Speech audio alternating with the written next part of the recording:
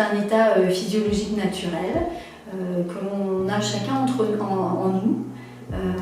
Tout simplement, quand on a des périodes où on dit on rêve, on est dans la lune, ce sont des périodes où on mobilise en fait cette capacité naturelle. À des fins thérapeutiques, on va l'utiliser grâce à des techniques de communication bien particulières.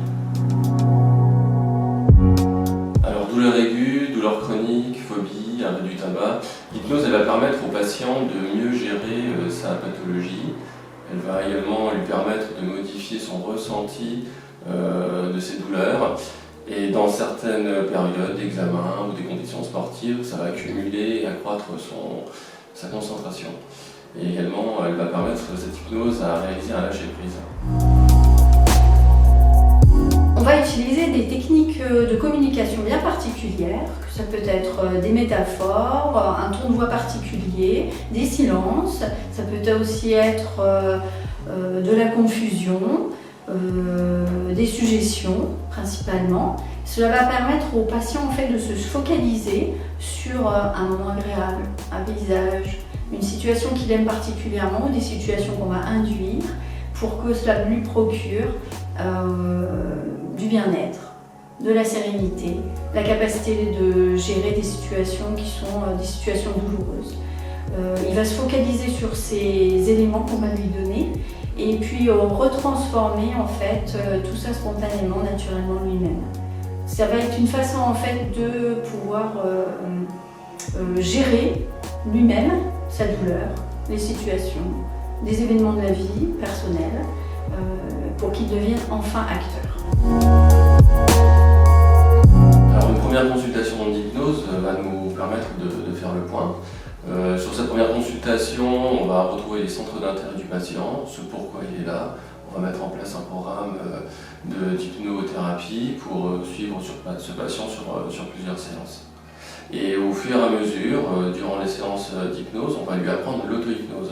Comme ça, le patient sera autonome et pourra lui-même, à la maison ou dans des situations particulières, utiliser tout ce qui lui a été appris.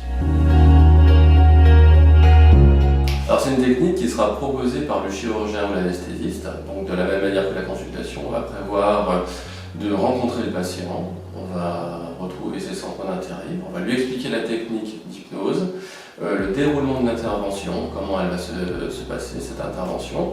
Et au cours de cette consultation, on va également retrouver son centre d'intérêt, simplement. L'hypno-analgésie, on va utiliser en péropératoire les mêmes techniques qu'on aura expliquées de concentration hypnotique en consultation. On va y ajouter des doses infimes d'agents anesthésiques qui vont permettre de majorer encore le confort et de favoriser la dissociation. Ensuite, ça va permettre au patient de vivre une expérience très confortable, une expérience où il est acteur de son geste opératoire et dans d'excellentes conditions. Si jamais il y avait un souci particulier, en plus, on a toujours la possibilité d'approfondir l'anesthésie. Ce qu'on n'a pas eu besoin jusqu'à maintenant, mais ça reste une possibilité qui lui permet de dédramatiser en tout cas l'intervention. Donc on peut dire qu'actuellement l'hypnosédation rencontre un grand succès dans notre bloc opératoire où de nombreuses patientes sont suivies et accompagnées. Des interventions type mastectomie partielle ou pose-dépose de stérilet. Nous avons également un parcours de patientes suivies pour de l'endométriose. Donc ce sont des patientes qui sont ravies par l'utilisation de l'hypnose. Voilà, on a aussi un parcours en partenariat avec la médecine du travail et le service des maladies inflammatoires intestinales. Et puis restant en inventaire pour beaucoup d'autres.